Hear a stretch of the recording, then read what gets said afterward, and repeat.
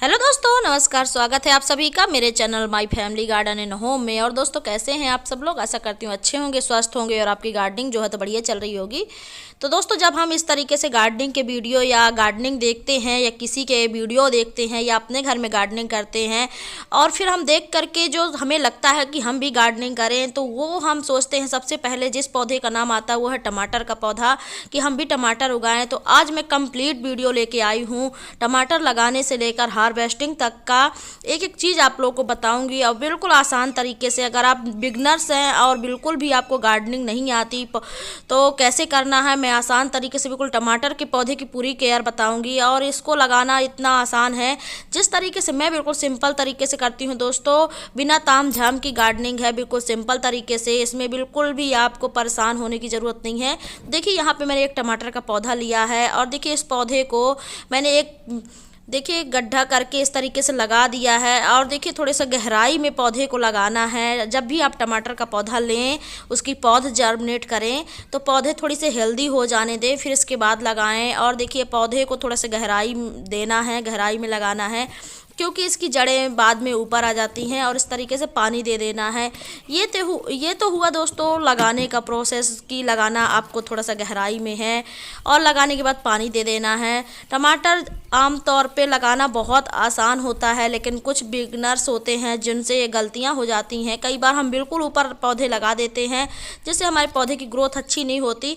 अब देखिए दोस्तों, इतने बड़े टमाटर का पौधा होने के बाद हमें करना क्या है। देखिए, हम नीचे की जो ब्रांचेस होती हैं, क्योंकि नीचे की पत्तियां खराब भी हो जाती हैं, तो इनको हमें कैंची की मदद से हटाना है। इनको आपको हाथ से, नाखूनों की मदद से बिल्कुल नहीं हटाना।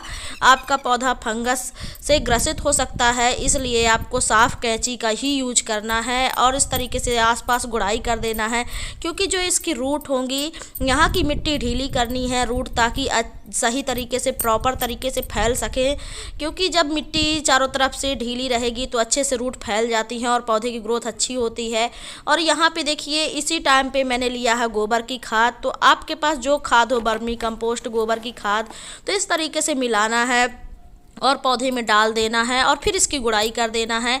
तो ये जो खाद है तो मिक्स हो जाती है। तो इस तरीके से ये 15 से 20 दिन में भी आप प्रोसेस कर सकते हैं, अगर आपके पास पर्याप्त खाद है, पर्याप्त साधन है। नहीं तो आप महीने में भी कर सकते हैं। आपके टमाटर, अगर आपकी हेल्दी मिट्टी है, मिट्टी का भी खेल होता है, अगर आपने अच्छी मिट्टी बनाई हुई है, हल्की पोरस मिट्टी, तो आपको ज़्यादा परेशान होने की ज़रूरत नहीं है।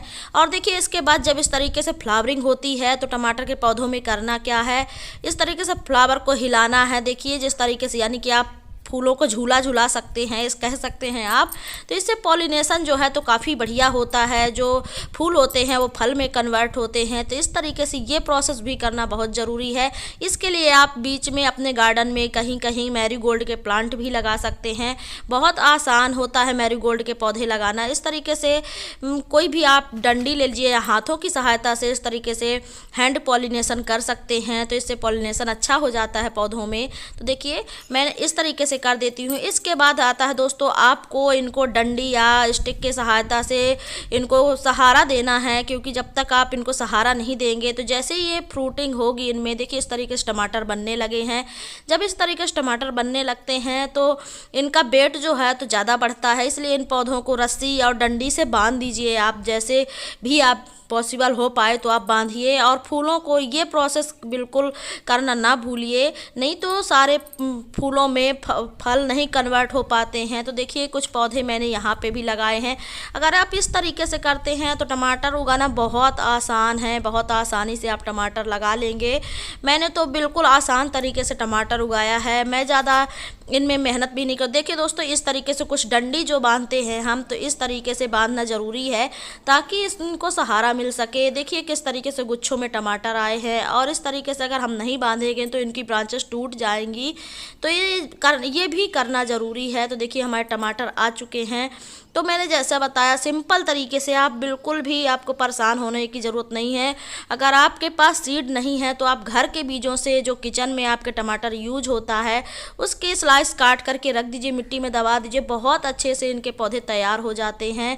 तो देखिए मैंने यहाँ पे भी कुछ टमाटर के पौधे लगाए हुए हैं और गहराई वाले पॉट में भी हो जाते हैं और कम गहराई में भी ये बहुत अच्छे से ग्रोथ कर जाते हैं। तो देखिए यहाँ पे मैंने कुछ प्याज के पौधे भी लगाए हैं। इससे जो पौधों में फंगस वगैरह होता है, थोड़ा सा कम चांसेस होते हैं लगने के, तो आप प्याज लगा सकते हैं, लहसुन की कलियां लगा सकते हैं। इस तरीके से कुछ प्लांट होते हैं, मैरीगोल्ड लगा सकते हैं। तो सब्जियों के साथ इन पौधों को भी ज़रूर ऐड करिए अगर आप गार्डनिंग करना चाहते हैं तो। और फिर इसके बाद दोस्तों देखिए यहाँ पे मैंने कुछ बैगन वगैरह भी लगाए हैं। बैगन भी लगाना बहुत आसान है और इनके साथ कुछ नया करते रहिए, जैसे पालक लगा दीजिए, बीच बीच में धनिया लगा दीजिए। देखिए मैं डाल देती हूँ पालक के सीड और धनिया के सीड डालती रहती हूँ। तो इस तरीके से हमें डालते रहना है क्योंकि विविधता हमारे गार्डन में बनी रहे। फिर टाइम आता है हार्वेस्टिंग का। तो देखिए फाइनली इस तरीके से पक कर रेडी हो जाते हैं। तब तक के लिए thank you, bye bye, happy gardening.